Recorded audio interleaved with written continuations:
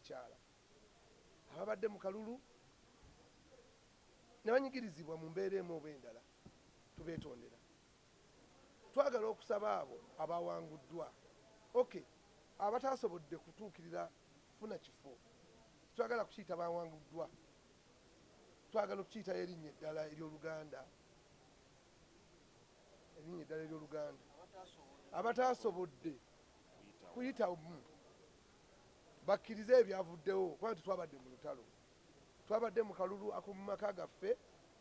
nga kakubirizibwa omukulu w'ekika kyaffe, chief w'ekika, era ebyavudde mu kulonda babikkirize. Bwe babanga okwesimbawo kwabwe kwabadde nga kwa kigendererwa kya kusitula NRM nga si kwefaako bo bokka, bakkirize ebyavudde mu kusalawo kwabaddeyo. Balekerawo ogenda mu mawulire nga bavuma baleeta bakanyuga obuziina mu mawulire, kubanga twongera omulabe waffe tetunnamutuukako, tetunnaba kujaguza. Era mbasaba abo abayiseemu tebannaba kuwangula. Okuwangula kwaffe kuliwo nga tumaze okumala akalulu ka Pulezidenti Museveni ne bafulaga bearers bonna ku mwaka ogujja netulonda. Okujaguza kugenda kwongera okusiikuula emitima gy'abo abataasobodde kuyitamu, kubanga ffenna tukimanyi bulungi nti waliwo emivuyo egyabaddewo, ffenna tukimanyi. Naye olwokuba twabadde ba famire emu tusobola ate kudda mu mawulire kwanika buzibu ebyo, bigenda tuleetera ebizibu, omulabe waffe abiyingiremu. So mbasaba bwe baba balina omutima gw'ekibiina kyabwe nga bagala Pulezidenti Museveni bakkirize ebyavudde mu kusalawo. Abamu babadde balowooza nti ffe twavuddemu oba oliawo twaweereddwa ssente n'ebirala ng'ebyo, si kyabadde kituufu. Abamu ekyatuleetedde okuddako ebbali mu kaseera akavannyuma ennyo nga wabulayo essaawa 2 tulonde ekimu ekisooka, bannaffe abamu mu famire yaffe NRM balowoozezza nti akalulu kakufa na kuwona, nga bo bafiira ku bifo. Batandise okugulirira abantu baffe, babajjako foomu ze twabadde tubawadde, abantu baffe abamu babakwese, abavubuka tebaalonda, babadde babagalidde ebweru, so abentrepreneur nabo tebaalonda. So ebyo byonna byabaddewo, naye tetusobola kudda mu ebyo. Kati tugende n'obukulembeze obuliwo, naye kye tubasaba abayiseewo tebalowooza nti beeba ekitalo ennyo mu kibiina. Abayiseewo tebalowooza nti bakitalo nnyo mu kibiina, wabula tubasaba bakole obuvunaanyizibwa obw'okulaba nga tuddamu okugatta abantu. Njagala okusaba mu bano Right Honorable Speaker waffe Maama Anita Among, mwegayiridde munsaba agende anywe kacaayi ne Maama Kadaga. Njagala okusaba Pulezidenti waffe ow'eggwanga, Chairman waffe, taata waffe Saabalungu, tumusaba n'obuwombeefu ayite bunnambiro abantu bano abeesimbyewo ffenna abayite, because buli yeesimbyewo yabadde n'ebigendererwa ebyokusitula NRM.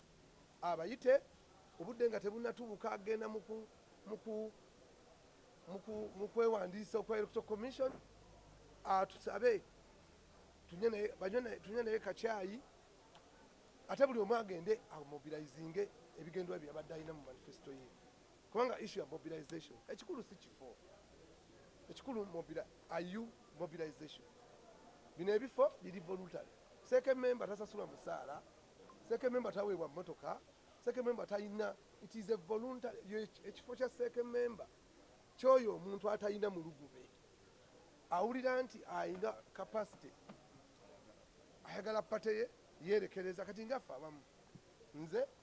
nabadde wabulayo essaawa 2 tugende mu kulonda ne ngamba I'm stepping aside. I did not step down, no, nazzeeko ku bbali olw'embeera eyabaddewo mu kaseera ako nga sisobola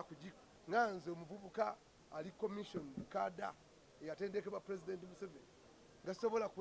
kubeera part ku environment eyabaddewo nenzikiriza nti environment nyinza obutagisobola nenkuba torch mu bakandidati bannange nadde nensimbyeko Kiwanda yabadde yavaamu dda n'abalala omuntu gwe nandibadde nsemba ndoza nandibadde Kiwanda mu torch naye yali yavaamu dda nenkuba mu torch omuntu yabadde anzirira ku bigendererwa byange bya pati nga ndaba Mwami Kasolo yabadde ayinamu ensa ku bigendererwa bya famire yaffe neŋŋamba abantu baffe tuwagire Kasolo ne Mwami Kalangwa mulungi naye kino kye twabadde kigendako kyabadde kisaanidde kubanga tiyabadde na agenda ntuufu ya pati yabadde kyova olaba yataddemu ssente nnyingi okugulirira abalonzi bw'olabanga muwalawo nga aliwo omusajja apokerera ssente nnyingi mbw ayagala muwasa omusajja oyo omwegenderezanga so njagala okusaba Mwami Kalangwa n'abalala bonna Mama Kadaga bambi mbegayiridde nnyo ng'omwana wammwe tukakkane ekibiina kyaffe kikyaliwo ensi teweddeewo twabadde tulonda bakulembeze ba famire abo abasobodde tubayambeko tugatte ebirowoozo byaffe tubigatte ku byabwe tugange litambule tulina omuntu gwe twoyokedde omulabe waffe wa opposition aye naye si mulabe ye challenger just challengers gwe tulina okuwangula abawangudde temujaguza abawangudde temulina nsonga yonna ebajaguza kubanga temulina gwe gwawangudde abawangudde temwetaaga kujaguza buli we munaajaguza mujja kutyo emmeeme z'abantu bano beekyawe nsaba pulezidenti era asinkane n'omu ku bavubuka baffe we bayita Nnaku Fiona omuwala Nnaku Fiona yalaze okwagala eri ekibiina bwe tuba tuli mu manifesto yaffe ey'okusikiriza abavubuka okwagala ekibiina omwana oyo olwabeera waliwo ensobi eyakolebwa tasaana kulekebwa bbali nsaba pulezidenti amuyite anywe naye kacyayi ng'omwana ate pulezidenti ayite naffe n'abalala bonna ababadde mu kalulu abawa obuvunaanyizibwa abeebaze pulezidenti alina okwebaza abantu bano kubanga bataddemu amaanyi batambudde ate bamuyambye bayambye n'ekibiina okutegeera ebizibu ebiruma abantu ku ground so ffe twavuddemu teba waliwo ssente oba waliwo ki omwoyo gwaffe gwalabye nga environment ffe nga bali bakaada abatakulira mu mbeera y'akavuyo netugamba katuziddeko ebbali tulabe nti ate okulonda kuggwa bulungi tugende mu maaso nebaza Secretary General nebaza chairman wa NRM owa Electoral Commission nebaza staff bonna n'abantu mwenda ne ba delegates n'abantu